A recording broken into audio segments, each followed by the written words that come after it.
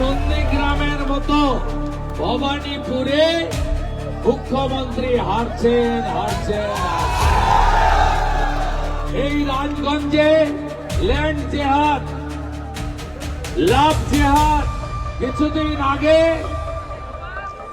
নিতাই মন্ডল আমাকে মেসেজ করলেন, একজন ক্লাস 7-এর ছাত্রী, রাজবংশী পরিবারের, তার শারীরিক কষ্ট নিয়ে ডাক্তারবাবুর কাছে গেছিলেন। ডাক্তারবাবু বলছেন, মা তোর এই সর্বনাশ কে করলো? আমার এই সর্বনাশ করেছে পাশের বাড়ির 65 বছরের দাদু, নাম তার ডালিম শেখ।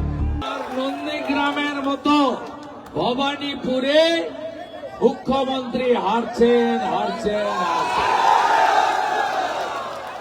আপনারা জানেন এই রাজগঞ্জের জনবিন্যাস বদলে দেওয়া হয়েছে। এই রাজগঞ্জে ল্যান্ড জেহাদ, লাভ জেহাদ। কিছুদিন আগে নিতাই মন্ডল আমাকে মেসেজ করলেন, একজন ক্লাস 7-এর ছাত্রী, রাজবংশী পরিবারের, তফসিলি পরিবারের, তিনি তার শারীরিক কষ্ট নিয়ে ডাক্তারবাবুর কাছে গেছিলেন। ডাক্তারবাবু বলছেন, মা তোর এই সর্বনাশ কে করলো? বলল, আমার এই সর্বনাশ করেছে পাশের বাড়ির 65 বছরের দাদু, নাম তার ডালিম শেখ। এই অবস্থা আজকে রাজগঞ্জে।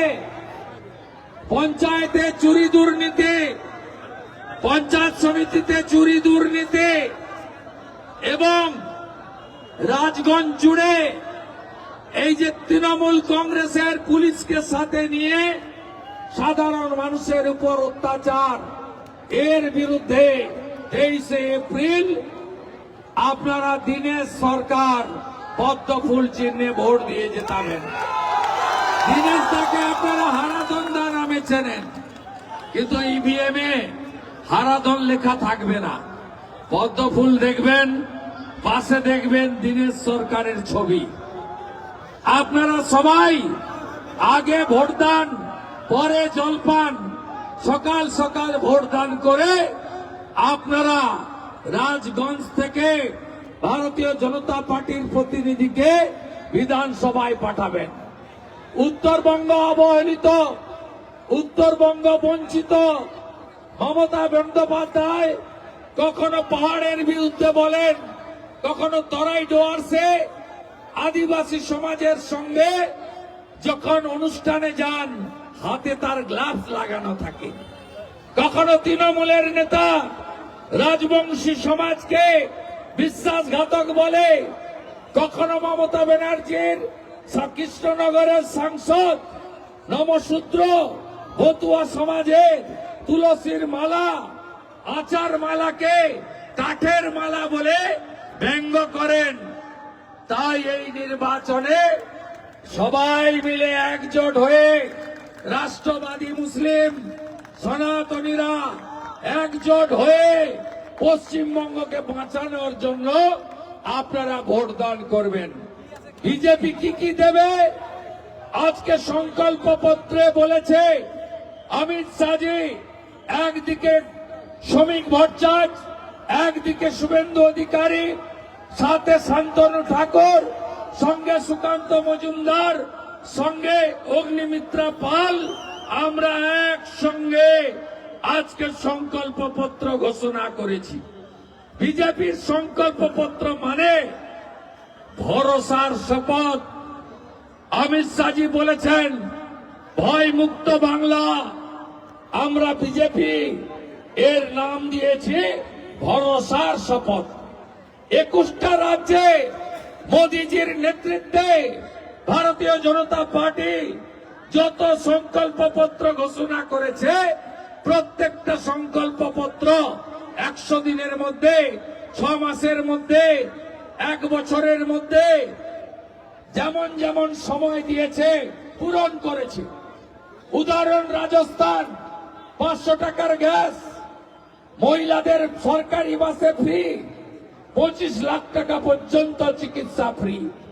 উদাহরণ ছত্তিশগড় 3100 টাকা ধানের কুইন্টাল। মা তারি যোজনাতে মহিলাদের অ্যাকাউন্টে এককালীন 12,000। উদাহরণ মহারাষ্ট্র গ্রাজুয়েট বেকারদের 6,000, নন গ্রাজুয়েট বেকারদের 4,000, মহিলাদের অ্যাকাউন্টে 2,000। উদাহরণ হরিয়ানা মহিলাদের অ্যাকাউন্টে 2100। যত সরকারি পোস্ট ছিল 3,55,000 মেধার ভিত্তিতে ঘুষ ছাড়া সেখানে চাকরি হয়েছে শিক্ষিত বেকার যুবক যুবতীদের। চলুন আপনারা দিল্লি মহিলাদের অ্যাকাউন্টে 2,500 টাকা। চলুন আপনারা উড়িষ্যা, সেখানে সুভদ্রা যোজনায় বছরে এককালীন মহিলাদের 50,000 টাকা বিজেপি সরকার দিচ্ছে। আমরা আজকে কি বলেছি? আমরা বলেছি অনুপ্রবেশ মুক্ত বাংলা।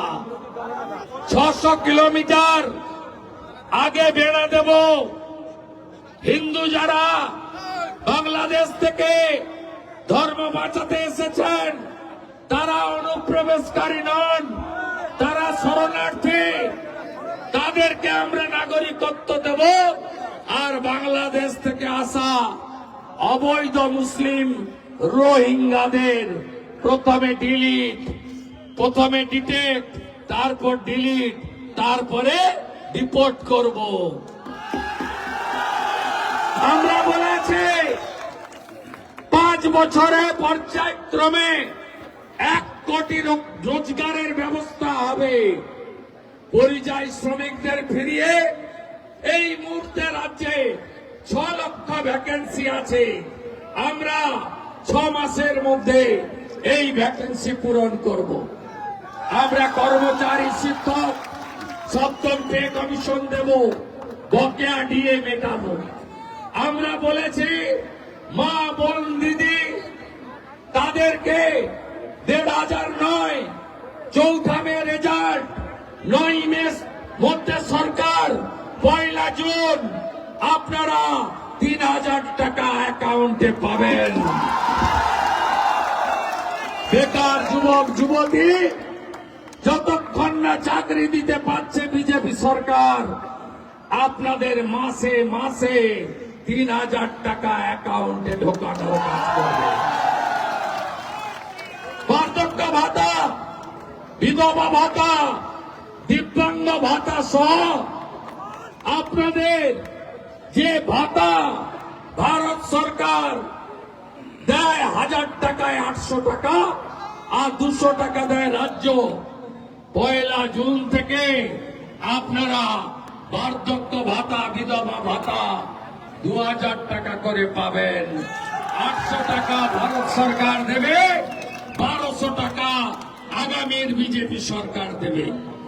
সমস্ত সরকারি বাস উত্তরবঙ্গে এনবিএসটিসি আমার ছাত্রী, আমার বোন, আমার দিদি, আমার মা, আমার মাসি, আমার কাকি যেই উঠবেন তাকে টিকিট কাটতে হবে না। ভারতীয় জনতা পার্টির অঙ্গীকার।